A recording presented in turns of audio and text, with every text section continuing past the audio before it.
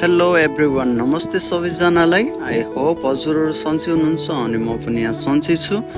आज चाहिँ म एउटा सानो मिनी ब्लग लिएर हजुरहरूको माझमा म उपस्थित भएको छु। आज चाहिँ म हजुरहरूलाई आबुधाबीको सिनहरू, आबुधाबीको बिल्डिङहरू सबै म देखाउन गइरहेको छु। एक्चुअली भन्नुपर्दाखेरि आज चाहिँ मेरो भिजाको कामको कारणले गर्दाखेरि म आबुधाबी जान लागेको हो होइन। अनि त्यसै बिचमा म हजुरहरूलाई चाहिँ त्यो सिनबारे देखाऊँ भनेर अनि सोच आयो, त्यसैले मैले यो भ्लग बनाएको हो। अहिले चाहिँ म आबुधाबी बसमा जाँदैछु अनि यहाँको बसको फेसिलिटी एकदमै धेरै राम्रो छ। हजुर 2-3 दिराममा पनि एकदमै पुरै आबुधाबी घुम्न सक्नुहुन्छ होइन।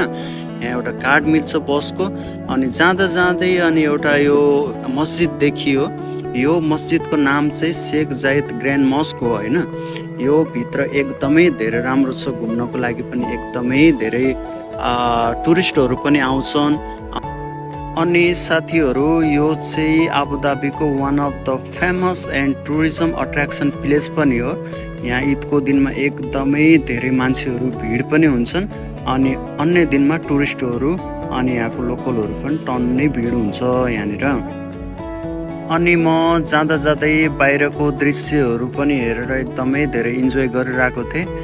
हुन त यो मेरो लागि कुनै नयाँ रोड चाहिँ होइन, म किनकि जब गर्दाखेरि म दिनको म्याक्सिमम 5-6 चोटि म ओरोदोरो गरिराख्ने रोड हो होइन।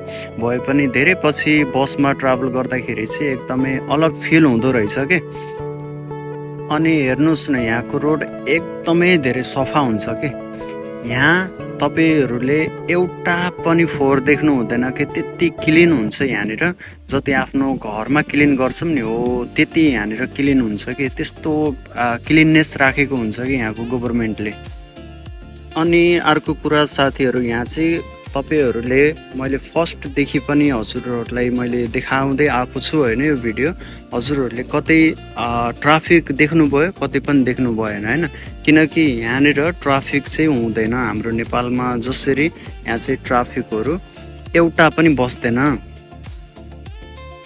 अनि यहाँ चाहिँ सबै कन्ट्रोल गर्ने भनेको क्यामेराले हो।